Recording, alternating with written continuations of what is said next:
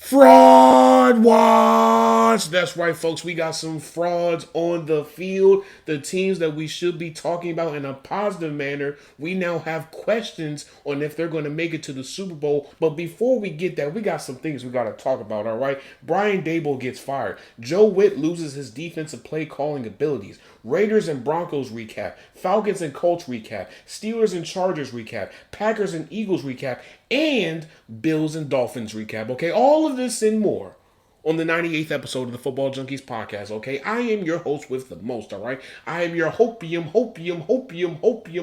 dealer. I'm your GM who currently is not on a team right now, but don't you worry about it. All right, don't you worry about it because I'm your chief bag roll dominance. That's right, chief. Head of the table, anything and everything related to the bag, rumors to the bag, and more. I am your GM who currently is looking at all the top prospects for the 26th draft class. Just you wait. I'm going to give you my opinions in the next few weeks, all right? But all of this doesn't matter because why? I am your host, Kale. You already know how these things are about to go. This is going to be a loaded episode. Steelers fans, you're not going to like what I have to say, but guess what? I'm going to say the things that need to be said at this point. So guess what? On three, 1, 2, 3, let's lock in.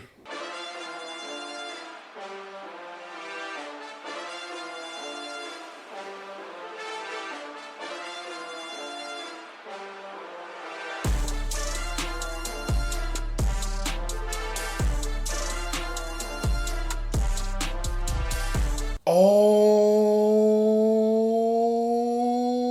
right, folks, let's get into the meat and potatoes of everything that is going on in the league right now. So, before we get into the games, let's talk about Brian Daboll because there's a lot to unpack with that situation. So, this was the statement that was put out by both John Mara and Steve Tisch, owners of the New York Giants. And I quote, "We spoke this morning about the direction of our franchise on the field, and we have decided that at this time it is in our best interest to make a change at the head coaching position. The past few seasons have been nothing short of disappointing, and we have not met our expectations for this franchise. We understand the frustrations of our fans, and we will work to deliver a significantly improved product. We appreciate Coach Daboll for his contributions to our organization. We wish the Daboll family all the best in the future," end quote. With that being said, John Mara and Steve Tisch have already said that Joe Schoen will remain in his position as general manager and will lead the search for a new head coach. But this is what they had to say about Joe Schoen moving forward, and I quote, "We feel like Joe has assembled a good young nucleus of talent and we look forward to its development. Unfortunately, the results over the past 3 years have not been what any of us want. We take full responsibility for those results and look forward to the kind of success our fans expect," end quote. But they go on to say this, though, and I quote, "These are difficult decisions, and John and I do not take them lightly. But we feel like this is the right thing to do at this time and will allow us to move forward," end quote. Brian Daboll's overall record is 20-40-1. Now, if you break that down year by year, here's what it is. In 2022, 9-7-1, they made it to the playoffs that year. In 2023, 6-11. In 2024, 3-14. In 2025, 2-8. Even though the season is still going. If we want to be honest here, Brian Daboll was on borrowed time. Technically speaking, last year he should have been fired, but they decided to give him and Joe Schoen another year, thinking that they're going to turn things around, and so far they really haven't been able to. Now, some of that is because of Brian Daboll, and some of that is because of Joe Schoen. But I think the part that's really grabbing a lot of people's attention is how Brian Daboll conducted himself with both players and coaches. So according to Jordan Renan of ESPN, Brian Daboll flipped a tablet at Daniel Jones. He was on the sideline going back and forth with Wink Martindale that led into the locker room during a 2023 loss against the Cowboys. He was caught on camera giving his special teams coordinator a death stare during a preseason game. He was fined by the league for illegally going into the blue tent while Jackson Dart was being assessed for a concussion, and Joe Schoen had to listen in on communication between him and his coaches just to make sure that everything was right. But here's the cherry on top. Apparently, a player told ESPN that Brian Daboll had exploded and threatened to take away the play calling from Mike Kafka after tight end Theo Johnson dropped a crucial third down pass against the Eagles. Now, I understand that, as a coach, you have to deal with a lot of responsibilities and sometimes your frustrations can leak over into the sidelines. I get that. But there is a level of professionalism that you must abide by. You cannot do these type of reckless things and not think that no one's going to say anything about it. I understand that when you lose a lot of the dirty laundry comes out, but you just have to find a way to just eliminate the outside noise and try to be focused on the task at hand. Not go at your coaches and players and giving people death stares and whatnot. You have to be able to control the things that you can control. Now, I'll be honest here. Some of these things are out of Brian Daboll's hands. The way the roster is built, that's out of his hands. You have to take that up with Joe Schoen. But we're going to save him for a moment because we have to talk about how the Giants have been unsuccessful in hiring head coaches. And this goes back for a while now. 2017, when they had Spags, his head coaching record, 1-3, and then they let him go. Pat Shermer from 2018 to 2019, 9-23. Joe Judge, 2020 to 2021, 10-23. Brian Daboll, 20-40. There is a track record that shows that the Giants have not been successful in hiring a good head coach. Now the question is, can you blame John Mara for this? Can you blame the GM? Who do you blame with these hires? Because all of these hires have been bad. Now, granted, Spags has, had a resurgence in his coaching career as a defensive coordinator with the Chiefs, but outside of him, who else can you say is still coaching in the league right now? None of them. Now, while I was preparing for this episode, I was like, you know what? What is the angle that I want to take with this Brian Daboll incident? And so, you know what? I decided to look at all the offensive rankings during his tenure with the Giants. So his first year with the Giants in 2022, they had the 19th best offense in the league. And they averaged 21.5 points per game, 333.6 yards per game, 5.2 yards per play, and 38 touchdowns. They were 26th in passing offense, and they averaged 185.7 passing yards per game, 5.5 passing yards per play, and 17 passing touchdowns. They were 4th in rushing offense, and they averaged 148.2 rushing yards per game, 4.8 rushing yards per play, 21 rushing touchdowns, and 74 rushes of 10-plus yards or more. In 2023, they were 29th in the league, and they averaged 15.6 points per game, 280.5 yards per game, 4.5 yards per play, and 25 touchdowns. They were 31st in passing offense, and they averaged 169.8 passing yards per game, 4.8 passing yards per play, and 15 passing touchdowns. They were 16th in rushing offense, and they averaged 110.2 rushing yards per game, 4.1 rushing yards per play, 10 rushing touchdowns, and 49 rushes of 10-plus yards or more. In 2024, they were 30th in the league, and they averaged 16.1 points per game, 294.8 yards per game, 4.7 yards per play, and 28 touchdowns. They were 28th in passing offense, and they averaged 189.9 passing yards per game, 5.1 passing yards per play, and 15 passing touchdowns. They were 23rd in the league in rushing offense, and they averaged 104.9 rushing yards per game, 4.2 rushing yards per play, 13 rushing touchdowns, and 46 rushes of 10-plus yards or more. In 2025, they were 14th in the league, and they averaged 21.7 points per game, 332.9 yards per game, 5.2 yards per play, and 26 touchdowns. They were 17th in passing offense, and they averaged 209.9 passing yards per game, 5.9 passing yards per play, and 13 passing touchdowns. They were 11th in rushing offense, and they averaged 123 rushing yards per game, 4.3 rushing yards per play, 5 rushing touchdowns, and 32 rushes of 10-plus yards or more. So outside of his first year, the Giants offensively have regressed significantly. Now, can we blame that on Daniel Jones? Can we blame that on Saquon walking from the Giants? Can we blame that on people getting hurt? Most likely you can. But the proof is in the pudding here, folks. The offense has not been good enough. And I'll be honest here, and I don't want to seem like I'm just grinding my axe against Joe Schoen, but I believe the number one thing that hurt the Giants the most was Saquon leaving. Because Saquon wasn't just a running back. He was the offense as a whole. He could be the receiving option. He can be the bell cow. He can be whatever you want him to be in the offense. And Joe Schoen didn't want to pay him. And Joe Shane laughed in front of John Mara and said, who is going to pay a running back X amount of dollars? And you know what the Eagles said? We'll do it. And you know what happened? They won a Super Bowl off of it. And I think another thing that really hurt the Giants was just letting Daniel Jones just walk. I understand that at that point he had been hurt and he had just, regressed significantly and he just wasn't himself. I get all of that. But you just don't let somebody like a Daniel Jones just walk. Because now look, he is now looking like a potential MVP candidate this year. He could be the sole reason why the Colts make a deep playoff run this year. So I understand that everybody has their opinions about Brian Daboll, but the person we need to be talking about is Joe Shane.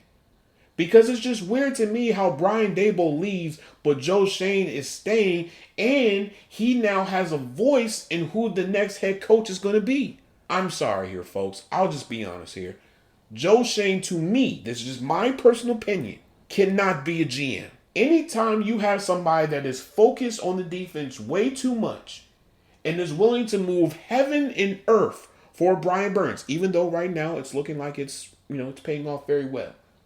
But you're not willing to pay your homegrown talent in Saquon Barkley, that is a problem. When we look at Joe Shane's draft classes since being with the Giants, in 22, he had Kayvon Thibodeau, Evan Neal, Wan'Dale Robinson, Cordell Flott, Daniel Bellinger, Dane Belton, just to name a few. In 23, you had Deonte Banks, John Michael Schmitz, Jalen Hyatt, Eric Gray, Trey Hawkins, Jordan Riley.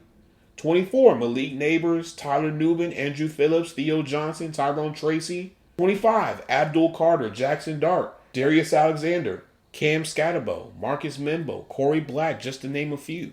Ask yourself this. Under Joe Shane, do you believe that the Giants are much closer to being competitive? Or do you believe that they're in the same spot? Let me know in the comments on our YouTube, Football Junkies Pod. Let me know. Because I already have the answer for you. And it's a flat out no. Now, with that being said, I know there's a lot of people who are giving their 2 cents on who they believe should be the next head coach for the Giants. But I'll be honest here. The number one thing that they need to shoot for is somebody that has head coaching experience. Not the hottest name, not the hottest offensive coordinator, defensive coordinator. They need to go after somebody who has been a head coach, a successful head coach specifically. And another requirement for the next head coach is they need to have a track record of developing rookie quarterbacks.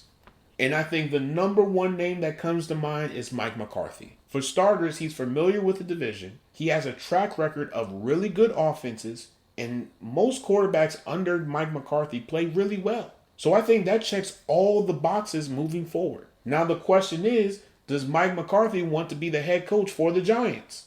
Only time will tell. But let's talk about Joe Whitt losing his defensive play calling responsibility. So this is what Dan Quinn had to say about this, and I quote, "When something's not working, we shift from the question of why isn't it working to what do we need to do to get it right. Right now, that'll call for some change. I'll take over the role as a defensive coordinator and all that it entails. Joe's been my right-hand man for years and took the news like the pro that he is. As a defensive staff, including Joe, we're all consumed by getting it right. And that's exactly what we intend to do," end quote. But Dan Quinn goes on to say this, and I quote, "I think now, just after watching and reviewing the tape, we felt off. I thought this is the time to add into that and lean in. Joe and I have got a great vibe together.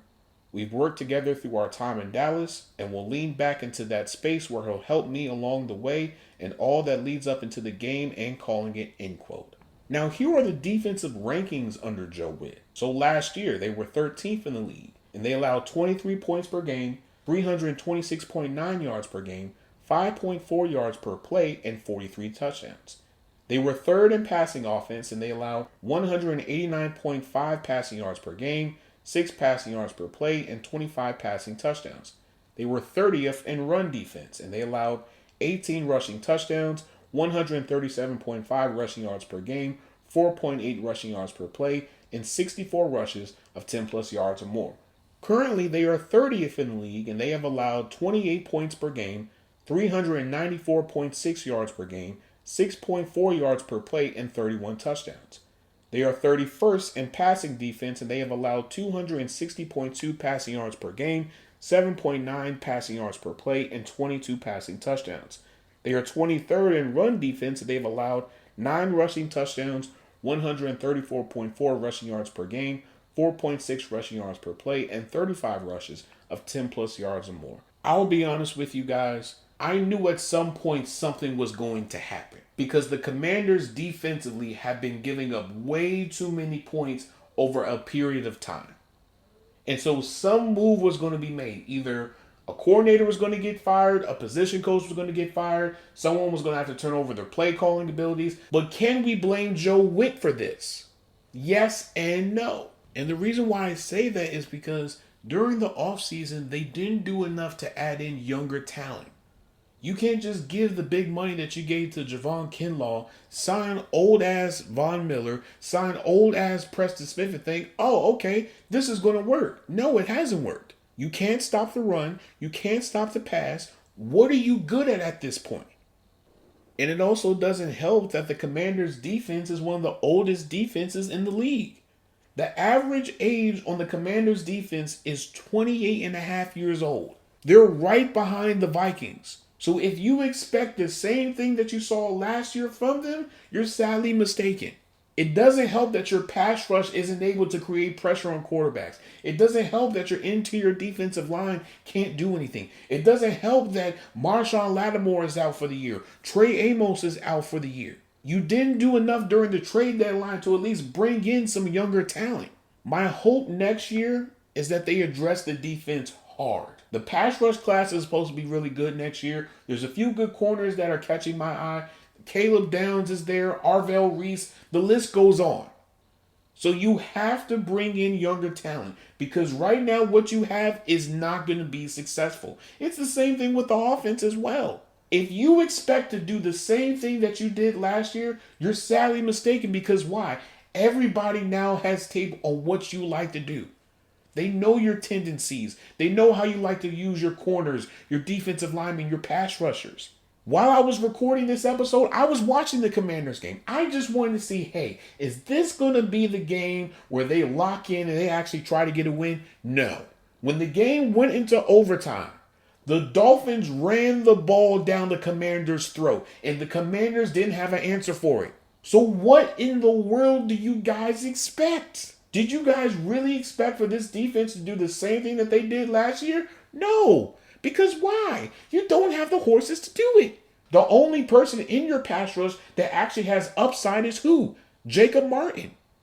Outside of him, Frankie Louvu is a hit or miss. Von Miller is a hit or miss.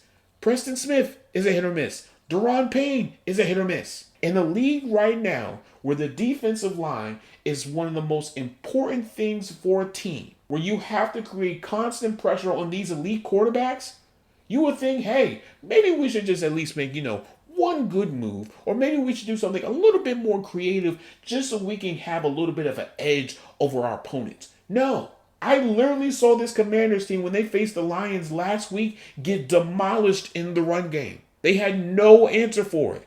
But again, you cannot put all the blame on Joe Whitt. You have to put that on Adam Peters. But don't worry, we're going to talk about that during the offseason, during gut check time. We're going to talk about this. But let's talk about these games, all right? Let's talk about the Broncos and Raiders first. So, Geno Smith, 26 attempts for 16 completions, 143 passing yards, 1 pick, 5.5 yards per attempt, and a 61.5 completion percentage. Ashton Jeanty, 19 attempts for 60 rushing yards, 3.2 rushing yards per carry, 1 touchdown, and 1 rush of 10 plus yards or more. Tyler Lockett, 6 targets for 5 receptions, 44 receiving yards, 8.8 receiving yards per reception. Bo Nix, 28 attempts for 16 completions, 150 passing yards, 1 touchdown, 2 picks, 5.4 yards per attempt, and a 57.1 completion percentage. J.K. Dobbins, 18 attempts for 77 rushing yards, 4.3 rushing yards per carry, and 1 rush of 10 plus yards or more. Pat Bryant, 2 targets for 1 reception, 43 receiving yards, and 43 receiving yards per reception. Crazy, right? I know. So a couple takeaways from this, all right? For starters, the play calling in this game for both teams was very questionable. There was a point in time where the Raiders were doing a tush push, and they wasn't even close to the line of scrimmage. So I'm trying to figure out why you're doing this now. I understand Thursday night games are bad. I understand that it's one of those games where you just leave it on for background noise if you're cleaning up your room or you're cooking or you're doing some work or whatever. But this right here was atrocious on both sides. The Broncos did not look like the dominant team that I thought they were going to be. Right now they're looking like some frauds. Outside of that defense, that offense is looking a little bit shaky. So I don't know what they need to do, but they need to lock in. Because right now the Broncos are staring at a chance to make a deep playoff run. The only teams that you have to worry about is the Chargers, the Colts, and the Patriots. And possibly the Ravens if you want to sprinkle them in there. Outside of those teams, you can beat anybody else. You can beat the Chiefs. You can beat the Bills. But that offense has to be clicking. Now, it doesn't help that they've lost J.K. Dobbins for a period of time. So now the question is, what are they going to do now moving forward? Because the run game was successful on Thursday night. And you're going to need your run game as the season begins to dwindle down and we start to get closer and closer to playoff seeding and then the actual playoffs. But keep a bookmark on that for future episodes, okay? Let's talk about the Raiders. This by far has to be Geno Smith's worst game of his career. I understand that Raheem Mostert didn't block for him and he got in his face. And then later on the sideline, he's trying to daff him. Hey man, come on man. I was just angry with you, man. Raheem Mostert looked at him and said, man, if you don't get out my face, like this is the Raiders that we're talking about. The same old Raiders that we've been seeing for the past 5 years just continue to drop egg after egg after egg.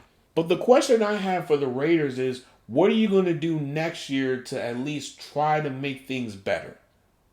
Are you going to make a change of offense and defensive coordinator? Are you going to possibly let go of Geno Smith? What are you going to do to at least give fans a little bit of hope? Because right now, there is no hope for the Raiders. But on to the Falcons, okay? So Michael Penix, 28 attempts for 12 completions, 177 passing yards, 1 touchdown, 6.3 yards per attempt, and a 42.9 completion percentage. Bijan Robinson, 17 attempts for 84 rushing yards, 4.9 rushing yards per carry, and 3 rushes of 10-plus yards or more. Drake London, 8 targets for 6 receptions, 104 receiving yards, 1 touchdown, and 17.3 receiving yards per reception. Daniel Jones, 26 attempts for 19 completions, 255 passing yards, 1 touchdown, 1 pick, 9.8 yards per attempt, a 73.1 completion percentage, and took on 7 sacks. Keep that in mind, because we're going to talk about that in a little bit. Jonathan Taylor, 32 attempts for 244 rushing yards, 7.6 rushing yards per carry, 3 touchdowns, 7.1 rushing yards after contact, and 5 rushes of 10-plus yards or more. Tyler Warren, 10 targets for 8 receptions, 99 receiving yards, and 12.4 receiving yards per reception. So here's a few junkie nuggets. Jonathan Taylor gained 228 of his 244 rushing yards after contact, the most by any running back over the past 9 seasons. In 17 matchups against Sauce Gardner, Drake London caught 2 of 4 targets for 26 yards and a 2-point conversion. Daniel Jones was blitzed over 40% of his dropbacks at 46.2% for the first time since week 2. He was sacked 7 of his 16 pressure dropbacks, and in the past 2 weeks, Daniel Jones has committed over 5 turnovers when under pressure. The Falcons' defense generated 16 pressures and 39 dropbacks, while having a 41% pressure rate. They converted 7 of those 16 pressures into sacks, their highest pressure to sack ratio this season. 9 different Falcon defenders had at least 1 pressure. James Pierce had 5. Caden Ellis and Jalen Walker had 4 pressures apiece. So with that being said, I'll be honest here, because I think I was a little bit too hard on the Falcons last episode with gut check time. The Falcons are playing better than what their record shows. Believe it or not, this is actually a really good roster, but it's going to rely on the progression of Michael Penix. If he can continue to grow, the Falcons will be a problem within the next 2 years. Because you're already seeing promise with both Jalen Walker and James Pierce. You know Bijan Robinson is a dog. You know Drake London is productive. And you know the offensive line is still intact. So there really isn't a lot of holes on this team. All they need to do is just get better. And that takes time. But the fact that the Falcons defense was able to create constant pressure on Daniel Jones is very promising. And I think that's something that you can hang your hat on moving forward. Because for the longest time, what was one of the knocks against the Falcons? They weren't able to create pressure. Now you have two guys that are able to do it. And they're doing it at a very high clip. When you look at the Colts, however, I'll be honest here, Jonathan Taylor is either the MVP or the Offensive Player of the Year. I'll just be honest with you. Right now you have Jonathan Taylor, you have Daniel Jones, you have Sam Darnold, possibly Baker Mayfield, and maybe two or three other players that you could say, hey, those are potential MVP candidates this year. But it's just crazy that you have two players on the same team that are balling out this year. Which, I mean, is a little bit crazy because, the Giants had Daniel Jones, but they decided to just let him walk. And you know what? We're not talking about the Giants. We're talking about the Colts, okay? We're focused on the Colts. A troubling trend we're starting to see with the Colts offense is they're allowing a lot of pressure. And you have to give credit to the Steelers for giving the blueprint for all the other teams to see, hey, this is how you can disrupt Daniel Jones. Because there was a point in time in this game where it looked like the Colts almost lost this game. And if it wasn't for Jonathan Taylor being the bell cow and dog that he is, they would have lost this game. Because Jalen Walker and James Pierce and Caden Ellis alone were creating constant pressure on Daniel Jones. And he was looking like a deer in headlights sometimes. I know there was like one part of the game, they were showing Daniel Jones, his mouth was all bloody. You would have thought this man was in a street fight or something. Because Jalen Walker and James Pierce was just going at Daniel Jones. You might as well want to call them Team 3D at this point, because that's what they were doing. They were 3Ding Daniel Jones through a table. If you know, you know, for all my wrestlers fans out there, okay? That's a wrestler pun right there. You know what? Forget about that. But on a serious note, I think this was a really good game for both teams. And even though the Falcons lost, you still won because you're starting to see promise in your younger players, which is a good thing. And it's sort of give you a little bit of confidence into next year. I'll be honest here. I sort of take back a lot of things that I've said about the Falcons this year. Because I feel like I was a little bit too hard on them. And after seeing that game, even though it was just one game, there's promise with this team. If they hit on at least two more drafts, that will be the team that people are going to have to worry about moving forward. They're in a good spot. You just have to build off of it. Now let's talk about the Steelers. Let's talk about the Steelers, folks. Aaron Rodgers, 31 attempts for 16 completions, 161 passing yards, 1 touchdown, 2 picks, 5.2 yards per attempt, and a 51.6 completion percentage. Jaylen Warren, 14 attempts for 70 rushing yards, 5 rushing yards per carry, and 2 rushes of 10-plus yards or more. DK Metcalf, 7 targets for 3 receptions, 35 receiving yards, and 11.7 receiving yards per reception. Justin Herbert, 33 attempts for 20 completions, 220 passing yards, 1 touchdown, 6.7 yards per attempt, and a 60.6 completion percentage. Kamani Vidal, 25 attempts for 95 rushing yards, 3.8 rushing yards per carry, 1 touchdown, and 4 rushes of 10-plus yards or more. Ladd McConkey, 6 targets for 4 receptions, 107 receiving yards, 1 touchdown, and 26.8 receiving yards per reception. So here's a few junkie nuggets with this game.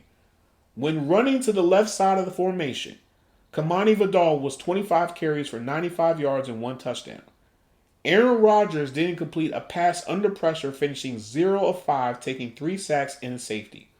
On pass attempts under 2.5 seconds, Justin Herbert was 15 of 21, which is 71.4%, for 145 yards and 1 touchdown.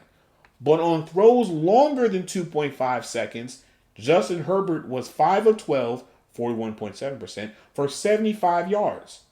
The Steelers ranked 26th in third down conversion percentage at 36% this season so far. They are 21.21% in the last 3 games and 18.18% in the last game, according to TeamRankings.com. Shout out to them. The Chargers' time of possession this game, 37 minutes and 35 seconds, while the Steelers' time of possession was 22 minutes and 25 seconds, according to ESPN. The Steelers' third down efficiency was 2 for 11, while the Chargers was 6 for 17. Kudos to the Chargers for playing a really good game against the Steelers, especially defensively. They did their job. They made sure to take away Rodgers' first read, and they made him pay for it every single time. And mind you, the Chargers wasn't playing a flashy game at all. All they were doing was just the routine things. Making the tackle, getting after the quarterback, creating constant pressure, and most importantly, control the game. And sometimes just doing that, you can win more than lose. But major props to the offense for playing the way that they did without their starting tackles. If you would have told me that going into this game that the Chargers wouldn't have neither one of their starting tackles but still found a way to win, I would have called you a liar. Because play after play, drive after drive, they were grinding the Steelers down. And you saw how it was affecting them, especially in the fourth quarter. Because at that point, the Steelers' defense was gassed. Because why? They were on the field for way too long. But I think what the Chargers have right now is sustainable, and I think they could definitely make some noise in the playoffs. The question is, how far can they go? Because right now, in their division alone, the Broncos is the only team that they have to worry about. You already know the Raiders aren't going to do anything. And the Chiefs, at this point, are on the outside looking in. They know right now that most likely, in order for them to make it to the Super Bowl, they're going to have to be on the road at least 2 or 3 times. I don't think they want that. And I don't think the Chiefs want to have to face the Chargers or the Broncos in the playoffs. But we'll save that for a couple weeks, all right? Let's talk about the Steelers. Arthur Smith needs to start using Jaylen Warren more. I don't know what it is, but Arthur Smith needs to get his head out of his ass. Because why is it that you continue to not use Jaylen Warren when you know every single time that he's on the field, he's making plays? Every single time he gets the rock, it's almost a first down. Every time that he's pass blocking, that's buying Aaron Rodgers more time. He is the offense. It's not DK Metcalf. It's not Pat Freiermuth. It's Jaylen Warren. And the fact that you don't want to use him for your own personal reasons is a little bit crazy to me. Because this is the same thing that we saw last year. We were told that Jaylen Warren works better in Arthur Smith's system than Najee Harris. So then Najee walks and now Jaylen Warren is the primary back. And now guess what? You're not using Jaylen Warren. You're instead using Kenneth Gainwell. And this is no shot at Kenneth Gainwell. Love his game. Love everything that he's done this season. But you have to start using your most pivotal player. Otherwise, this offense isn't going to go anywhere. And Arthur Smith has to start scheming up better plays. And I understand that Aaron Rodgers a lot of times is probably checking out of plays, but you have to do something different. Because right now, the defense can't do it all. You have to be able to find a way to control the time of possession game. Otherwise, guess what? You're going to hurt this defense more than help it. The defense is going to be on the field for 20, 25, close to 30 plus minutes a game. And by the fourth quarter, they won't be able to make a splash play because why? They're gassed. So it's up to the offense to say, you know what? We're going to slow things down. We're going to grind this game out.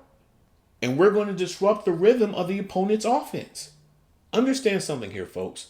The reason why the time of possession game is so important is because not only are you giving your defense time to catch their breath, you're chewing the clock while at the same time disrupting whatever rhythm that the opponent's offense had. So if you're the Steelers, for instance, a team that doesn't have a lot of talent on their team and has an older defense, you want to play the time of possession game so you can give your defense time to regain their juice. Because if you don't do that, the opponent's offense is going to slow down the game and they're going to grind out your defense. And you don't want that. But another takeaway from this game that we need to talk about is Aaron Rodgers doesn't trust Broderick Jones. There was a play where Deshaun Hand just flat out manhandled Broderick Jones. And it forced Aaron Rodgers to just chuck the ball out so he doesn't get a fumble. And he was livid at Broderick Jones. And Broderick Jones is like, hey, what did I do? What did I do? And that's a problem. Everybody realizes that if you want to attack Aaron Rodgers, go at the left tackle. Because the right side of the offensive line is good. And you sending Darnell Washington or whatever tight end you want to send over there trying to help out is not going to solve anything. At this point, Broderick Jones has shown that he is not an adequate left tackle in the National Football League, and that is a problem. When we look at older quarterbacks, specifically Matthew Stafford, Tom Brady, and Peyton Manning, what is the one thing that they all have in common? They had a really good offensive line when they went to their second team. The first thing that the Buccaneers addressed for Tom Brady was getting a tackle. And what did they do? They got Tristan Wirfs. Because they realized that by giving Tom Brady an adequate offensive line, he is able to sit in the pocket and pick apart defenses. It's the same thing with Matthew Stafford. It's the same thing with Peyton Manning. And so far, we've seen that Aaron Rodgers in the last few years has not had a good offensive line. Even his tenure with the Jets, he didn't have a good offensive line. He had an old Tyron Smith, and then he had Olo Fashanu, who technically wasn't a right tackle. He was a left tackle, but we all know that he's not beating Tyron Smith. And then you go from that to now you have this offensive line that has Broderick Jones, who looks like a bust, Isaac Seumalo, who at this point is probably going to retire after this season, Zach Frazier, who looks like a promising center, Mason McCormick, who looks like a promising right guard, and Troy Fautanu, who looks like a beast. So I say all that to say this. Whenever you have an older quarterback, you have to emphasize protecting them because they don't want to get hit. Aaron Rodgers doesn't like to get hit, and it showed in this game. There were a lot of times where he was trying to find a way to scramble, even though he realized that, listen, I can't scramble like how I used to. So a lot of times he just has to be a sitting duck. And who wants to do that? But something that really caught my eye was what TJ Watt and Cam Hayward said.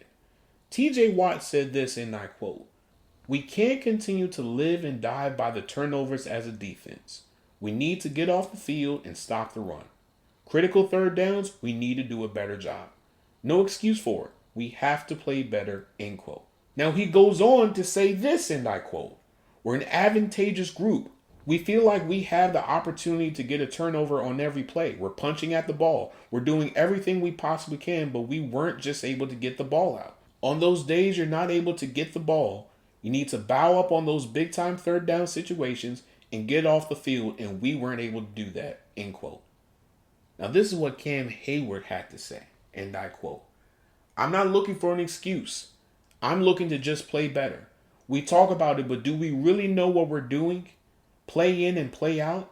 Do we trust the guy next to us? Defense, offense, do we trust each other to be in the right spots to make plays," end quote. I'm going to be really honest with what I'm getting ready to say. And I know that's probably going to blow up on social media and everything. If you're the Steelers and you truly believe that what you have right now is successful and all you need is just a competent quarterback, I think you need to pivot on trying to get a quarterback in the 26 draft class, and I think you need to make a trade for a veteran quarterback. Because right now, from everything that I've heard from Todd McShay, and I talked about this in the previous episode, the 26 draft class for quarterbacks has essentially dried up. And there are some scouts that have question marks about Fernando Mendoza. So instead of you doing what you did with Kenny Pickett, I would rather for you to get an established quarterback that's already in the league than to try to whiff on a quarterback again.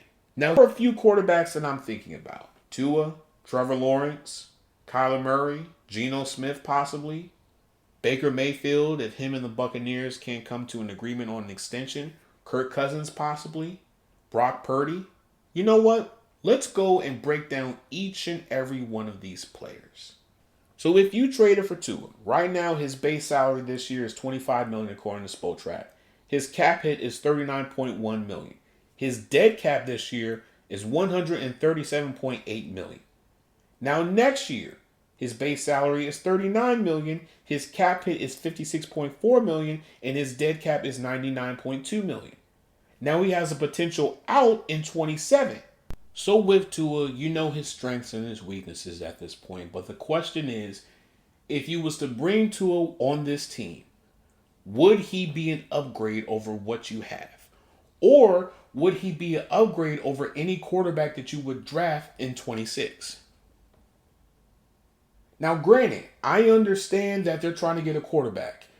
I understand that they probably had high hopes about the 26 draft class, as a lot of people did. But the fact of the matter is, the people that they probably wanted to get, they're going back to school or they're hurt. So everyone that's left is a question mark.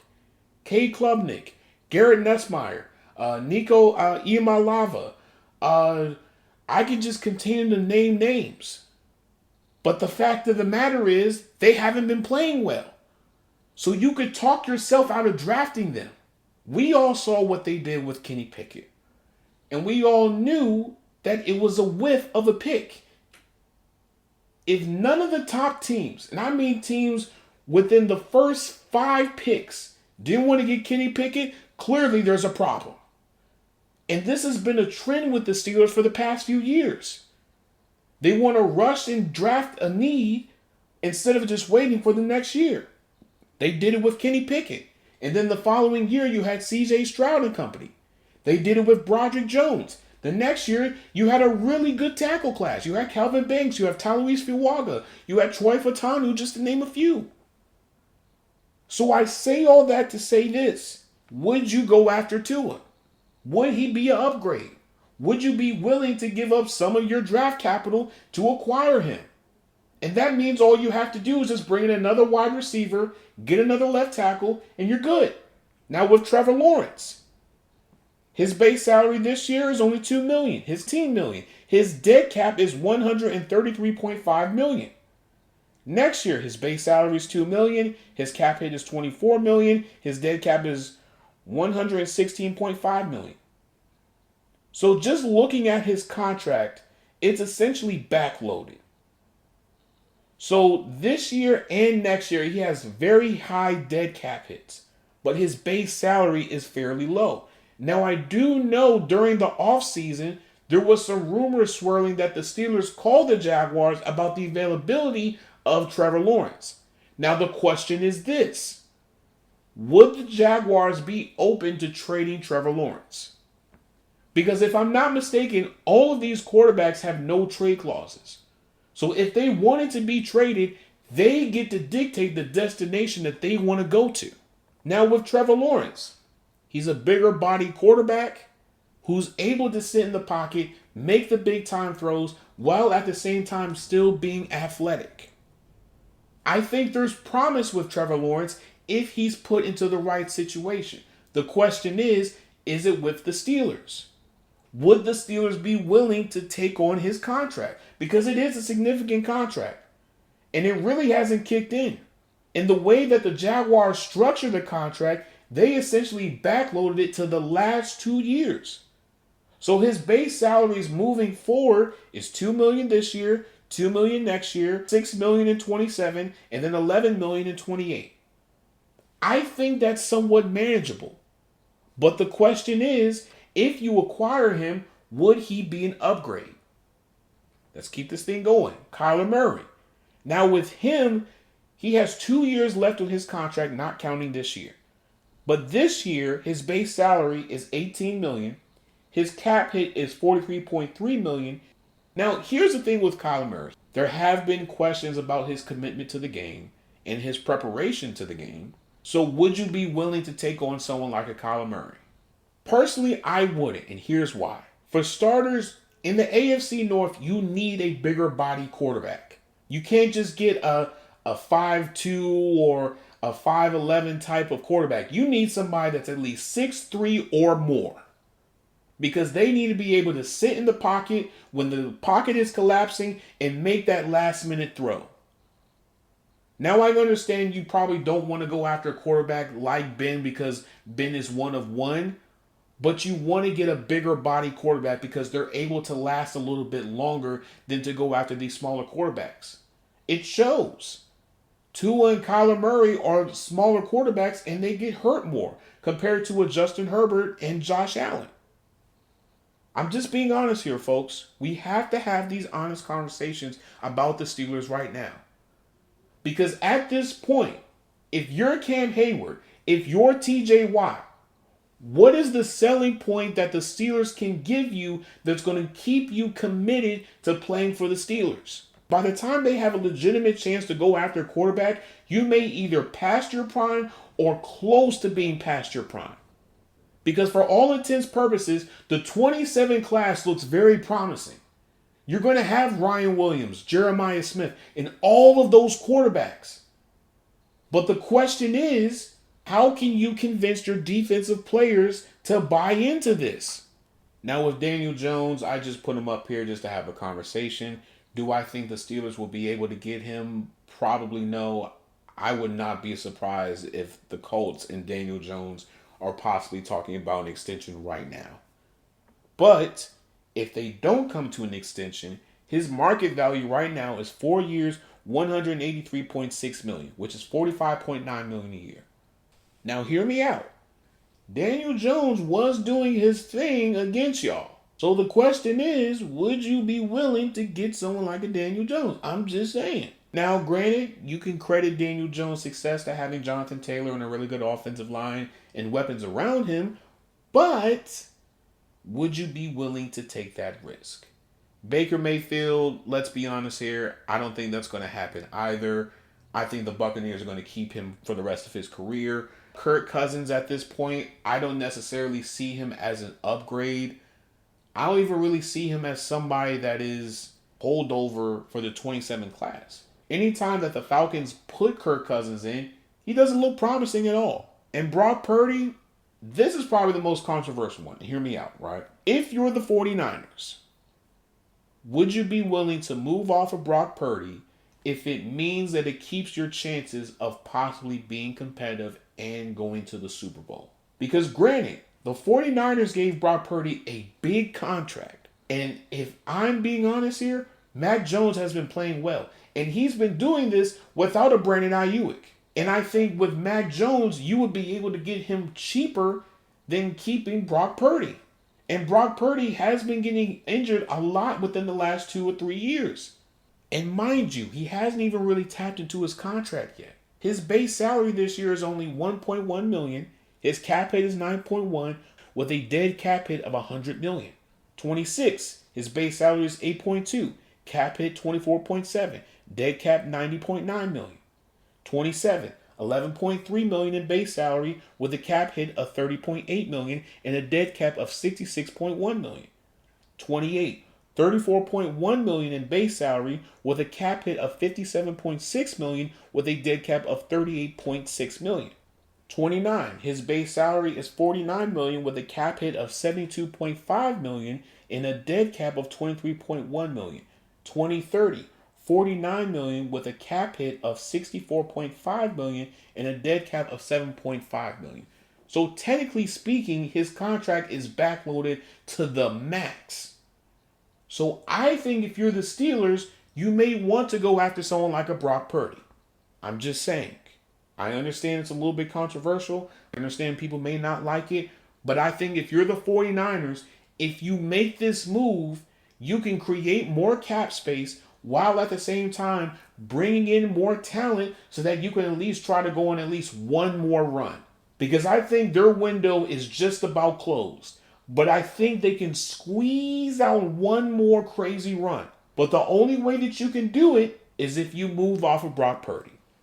Now let's talk about the Eagles, okay? But before we do that, we got to pay some bills. Pardon the interruption, but this is your GM, your Bag Road Dominus, here to talk about RSS.com, all right? So if you guys already don't know, I am a RSS.com affiliate, and so I just want to tell you for just a quick moment about why you should choose RSS.com. So me personally, on my journey of podcasting, I was looking at different platforms just to find the right place.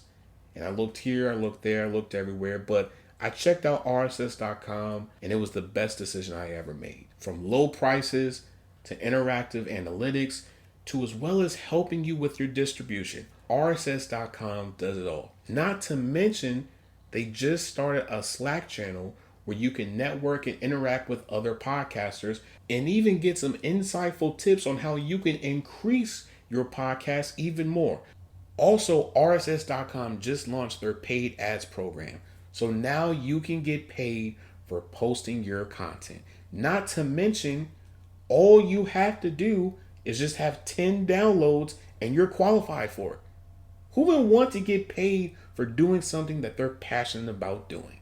So head on over to RSS.com. I will be attaching my RSS affiliate link within the description. When you click on that link, I will be able to receive some compensation for it. And with that compensation, I will be able to give you guys a better product. A lot of that money will go towards upgrading the microphones, computers, new subscriptions for more analytical information that we can use for future podcasts, all of that and more. Thank you for your support, and thank you RSS.com for making me an affiliate. Now back to the good stuff. And we're back, folks. So let's talk about the Eagles, all right? So Jalen Hurts, 26 attempts for 15 completions, 183 passing yards, 1 touchdown, 7 yards per attempt, and a 57.7 completion percentage. Saquon Barkley, 22 attempts for 60 rushing yards, 2.7 rushing yards per carry, and 1 rush of 10-plus yards or more.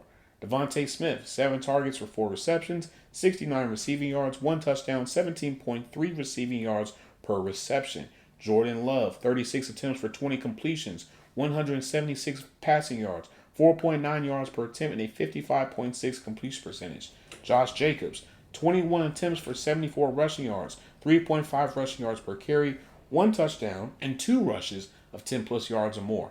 Christian Watson, 4 targets for 2 receptions, 45 receiving yards, and 22.5 receiving yards per reception. So here's a few junkie nuggets. Jordan Love was pressured on 17 of 42 dropbacks at 40.5%, the second highest pressure rate he's faced this season. When pressured, Jordan Love completed 3 of 12 pass attempts for 21 yards and sacked 3 times, as well as fumbled. On 36 pass rushes, Jalen Phillips generated 7 pressures, 19.4%, which is the most pressure in a game that he's made since Week 18 of the 2022 season. This by far has to be one of the sloppiest games for the Packers offense. I understand that you guys made the move for Micah Parsons, but right now you guys are not living up to the expectations that everyone had set for you. And mind you, I wouldn't be talking about the Packers if they didn't trade for Micah Parsons. But because you traded for Micah Parsons, you have now opened the door to any and all criticism, whether it be negatively or positively. The defense is doing their job. The offense continues to flop week after week after week. When they lost to the Browns, 10-13. When they lost to the Eagles, 7-10. The defense is holding these teams to less than 20 points. And you mean to tell me that the offense can't just come up with a couple of plays to put some points on the board just so they can win the game? This was a very winnable game for the Packers. And the fact that you lost the way that you lost is very troublesome. Is it Jordan Love? Is it Matt LaFleur? Is it a little bit of both? Who is it at this point? Because right now you guys have the golden opportunity to make it to the Super Bowl. The league is wide open. This is the most wide open that the league has been in a long time. The Chiefs are weak. The Bills are weak. The Eagles are weak. You have an opportunity of a lifetime to make that crazy run. But you have to take care of business during the regular season. If you're not able to do that, then somebody needs to come in and handle it. Because right now, it just seems like the defense is just being the workhorse for this entire team. And it doesn't work like that. You have just as much talent on offense as you do on defense. Jordan Love, you get paid all this big money and you're not showing up in the games that you're supposed to win. That's a problem. Because there is a good chance that you might have to face the Eagles in the NFC Championship. And right now, I would venture to say that the Eagles are going to win that game. Because they did what they needed to do in pivotal moments. Whereas the Packers, on the other hand, could not respond. That right there is an automatic problem. Now, I understand in the NFL, anything can happen at any time and whatnot. You lose to the Browns, okay, fine, chalk it up, all right? You lose to the Panthers, okay, I'm looking at you from a side eye. But you lose to the Eagles, that's a problem. That is a major problem. We continue to see inconsistencies week after week with this offense, and it's very troublesome. When we look at the wins for the Packers, the only one that you can say was a good one was the Lions. Outside of that, the Commanders are trash, the Bengals are trash, the Cardinals are trash, and the Steelers are frauds. Just like how this offense is, a bunch of frauds. And I understand that they don't have the big name of a wide receiver, But you have Josh Jacobs. You have Matthew Golden. You have Christian Watson, Savion Williams, Romeo Dobbs. I can continue to go down the list. And I understand that you lost Tucker Kraft. But you know what? Everybody has at least lost one player for the rest of the year. Everybody is hurt at this point. But the question is this: what are you going to do to get the W? Because right now, all I see on this offense is a bunch of frauds, except for Josh Jacobs. Outside of him, everybody else in my mind is frauds. So whatever you need to do, you need to lock the hell in. Because if you don't, you are going to miss this window of opportunity. And then guess what? 3 years down the road, everyone's complaining, man, we had a golden opportunity. We messed it up for ourselves. Well, guess what? You got to blame that on your coach. You got to blame that on your quarterback. You got to blame that on your offense. Because they had the chance. But you choked it. Now on to the Eagles. You got the win, but at what cost? Because right now, A.J. Brown has said something that I think you can't hate him for it, because it's the truth. This is what he said, and I quote, "It's not just solely about my situation. I want to win too. I think if we're really focused on winning and doing our job, we can't just keep slapping a Band-Aid over the defense, doing their job and getting us out of trouble. At what point are we going to pick up our slack as an offense?" That's what I'm getting at. It's not about, I don't care about winning, all I care about is stats. No, it's been week after week. Sometimes we're not doing our job on offense. You can't keep slapping a Band-Aid over that and expect to win late in the year and think you're going to go to that at the end of the year. It's not going to fucking happen. End quote. This is what he said. It's not what I said. This is what A.J. Brown said. Okay? Now I did a little bit of digging. And when you compare the Eagles offense last year to this year, I can see why A.J. Brown feels the way that he feels. Okay? So this time last year, they had the 6th best offense in the league. And they had a pass play percentage of 42.9%. And they averaged 26 points per game, 434 yards per game, 6.2 yards per play, and 4 offensive touchdowns. They were 19th in passing offense, and they averaged 206 passing yards per game, 6.9 passing yards per play, which isn't bad, but at the same time really isn't that good either. But they were first in rushing offense, and they had a run play percentage of 57.1% and averaged 228 rushing yards per game, 5.7 rushing yards per play, 3 rushing touchdowns, and 4 rushes of 10 plus yards or more. Compared to this year, right? They are 18th in the league with a pass play percentage of 43.3%, 10 points per game, 294 yards per game, 4.9 yards per play, and 1 offensive touchdown. Now they're 16th in passing offense this year, and they average 183 passing yards per game, 7 passing yards per play, and 1 passing touchdown. 1 passing touchdown. Unacceptable. Now they're 19th in rushing offense with a 56.7% run play percentage and average 3.3 rushing yards per play and 2 rushes of 10 plus yards or more. So he is right. Statistically speaking, this offense has actually regressed compared to last year. Now, is that because of the offensive coordinator? Is that because of Jordan Love? You could probably say it's probably a mixture of both. But the proof is in the pudding. When you turn on the tape and you look at the Eagles, you can see that offensively they have regressed significantly. And it's not like A.J. Brown is out for the year or Devontae Smith is out for the year or this person is hurt or that person is hurt. No. Everybody is fairly healthy. So then what's the problem? Do I think it's probably because of the offensive coordinator? I would venture to say yes.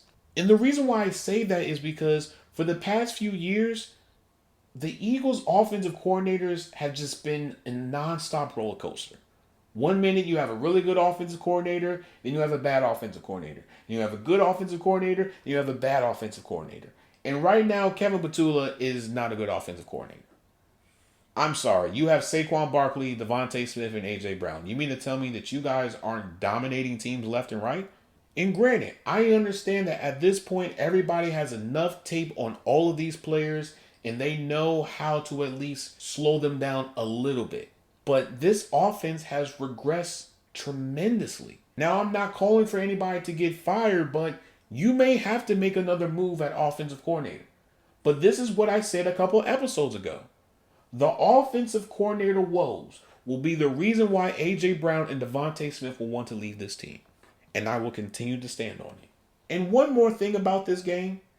Can we please start officiating the tush push correctly? Because every time they show the replay of the Eagles doing the tush push, you can clearly see that they have a 2 to 3 second head start over the defense. And they're not getting called for it. Even though they're the inventors of it. But if this is any other team, oh, flag, flag, flag, flag, flag, flag. You get a flag, you get a flag, you get a flag, you get a flag. No.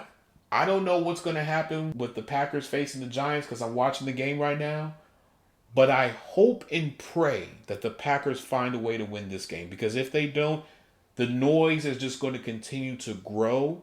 And there's going to start being people that are going to call for Matt LaFleur to lose his job. Just saying.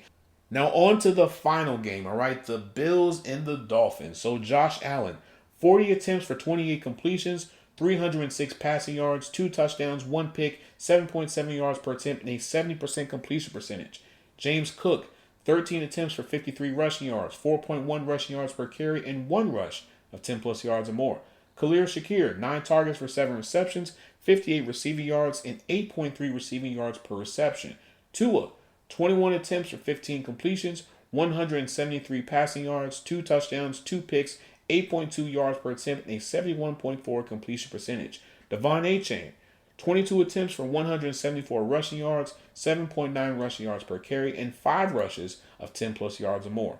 Jalen Waddle, 7 targets for 5 receptions, 84 receiving yards, 1 touchdown, and 16.8 receiving yards per reception. So here's a few junkie nuggets. The Dolphins have used 21 personnel on 41.5% on designed runs this season, the highest rate in the NFL. When running 21 personnel, Devon Achane leads the league with 250 rushing yards and 7 explosive runs. Josh Allen averaged a time to throw of 3.5 seconds, the longest time to throw in a game since Week 15 of the 2018 season. I'll be honest with you. Dolphins, I was unfamiliar with your game. Mike McDaniel, I was unfamiliar with your game. Because man, oh man, did you guys fight during this entire game. And you literally saw the energy being sapped from the Bills. Remember this, my fellow junkies. The team that doesn't have anything to lose will fight the hardest. And that's exactly what happened with the Dolphins. They have nothing to lose. They know that their season is over. They know that most likely a lot of the people that are on this team right now will not be on this team next year. And you know what? Kudos to Mike McDaniel. Because in the face of adversity, he has not given up once. And it looks like to me that this team hasn't given up on Mike McDaniel. And I think that's promising if you're ownership. Now, am I saying that he's due for another extension? No. But I will say this. I think you have to keep him. And I think you have to keep Tua. There's something there, but you just can't give up on Mike McDaniel because the players haven't done so. And that defense, a defense that doesn't have a lot of talent, you would have thought they had all the talent in the world. They were fighting that hard. The energy, the support, it was just oozing everywhere on the field. It was oozing on the sideline. You could feel the energy in the stadium. They were ready to win that game. Now, if you're the Bills, you have to be concerned because this was a very winnable game that, quite frankly, you should have won. Because right now, you need to scratch and claw with the Patriots. Even though, if we're being real here, the Patriots most likely are going to win this division, which even then, that's going to open up to another conversation, which I think we'll talk about that probably now. It's crazy to me how the Patriots can go through their rebuild. They can go through their woes of, Bill Belichick moving on and Gerard Mayo being in, and then they move on from him, and then, they're bringing in new coordinators and whatnot. Now they're back to being what they used to be. Meanwhile, the Bills have regressed every single year. I will continue to say this until I can never say it again. The Bills' last true opportunity to make it to the Super Bowl was when they lost to the Chiefs in overtime. I truly believe that was the best team that they had. You had Emmanuel Sanders, Stephon Diggs, Gabe Davis on the offense. Trey White was still Trey White. And the defense was crazy. Outside of that year, they have never been the same. But back to the game, all right? The Bills' defense didn't have an answer to the Dolphins' run game. Devon Achane ran wherever he wanted to. If he wanted to run up the middle, he could do it. If he wanted to run outside to the left, he could do it. If he wanted to do a halfback toss, if he wanted to do a jet sweep, if he wanted to do a wildcat, he could do whatever he wanted. Because why? The Bills' defense didn't have an answer for it. And a lot of the mistakes that the Bills made were self-inflicted wounds. So at some point, we're going to have to ask the question, is Sean McDermott the guy for the job? Because year after year after year, he continues to flop. So at some point, you can't just blame a player. You can't blame a coordinator. You can't blame a coach. At some point, you got to take that blame on the chin and just say, you know what? It's me. I got to fix me. Because at this point, your opportunity, as I've said before in previous episodes, has officially closed. You haven't been hitting on your draft picks. You're benching Keon Coleman for whatever reason. I don't know why. He's inactive today, even though you probably need him today. And right now, you're going to have to accept the fact that most likely you're going to be on the road for the playoffs. I don't think you want that. But we're going to have to talk about that when we get there, all right? But I'm going to end this episode here. If you guys like what you're listening, please make sure you guys download the episodes, all right? Leave a 5-star review on anywhere and everywhere that you listen to podcasts, okay? We are available on Apple Podcasts, Spotify, and a few other places, okay? Now, if you want to go to those other places, go on Google, type in rss.com, Football Junkies Podcast, right? You click on that first link, and it'll take you to our online page where you can listen to it if you're on an internet browser, right? And you click on Listen To, and it'll have a plethora of different places that you can listen to the Football Junkies Podcast, all right? Now, for my YouTube people, like, share, subscribe, turn the notification bell on, leave a comment down below. Let me know your thoughts if I'm right or wrong about the Bills, all right? Let me know if I'm right or wrong about the Giants. Now, when you go on our YouTube, there is a link tree in the bio. When you click on that link tree, it'll take you to anywhere and everywhere that we have Football Junkies content, all right? Now, for my TikTok people, Football Junkies Pod, all right? Football Junkies Pod clips. I know, working on them. Just give me some time, all right? Now, for my Instagram people, Football_Junkies Pod, all right? Football_Junkies Pod. Junkies Pod is now what? It is together, not spaced, okay? It is together, not space. Football_Junkies Pod, all right? For my Twitter /X/Blue Sky people, GMKale, all right? GMKale, GMKAILE, all right? Now, if you're a podcaster that's looking for a hosting site, sign up for RSS.com using my affiliate link, all right? That affiliate link is in the description, all right? So, as always, I hope I gave you guys the fix that you guys need. I love you guys. I appreciate you guys so much. Thank you guys so much for listening to another episode of the best football podcast that you can listen to on a week-to-week, day-to-day basis, all right? I love you guys. We're almost at 100 episodes, guys, and I have to thank you for it. So, as always, peace and love. Later, guys. And watch some football. Watch some football, too. Oh, I forgot one more thing. I forgot to mention this in the earlier part of the episode. The Commanders were one game short of setting the all-time record for consecutive losses by 20 or more points. The 86 Buccaneers lost 5 straight games by 20 or more points, according to Mike Florio via Pro Football Talk. Keep that in mind. We may talk about it in future episodes. So, later, guys. I'm going to watch some football.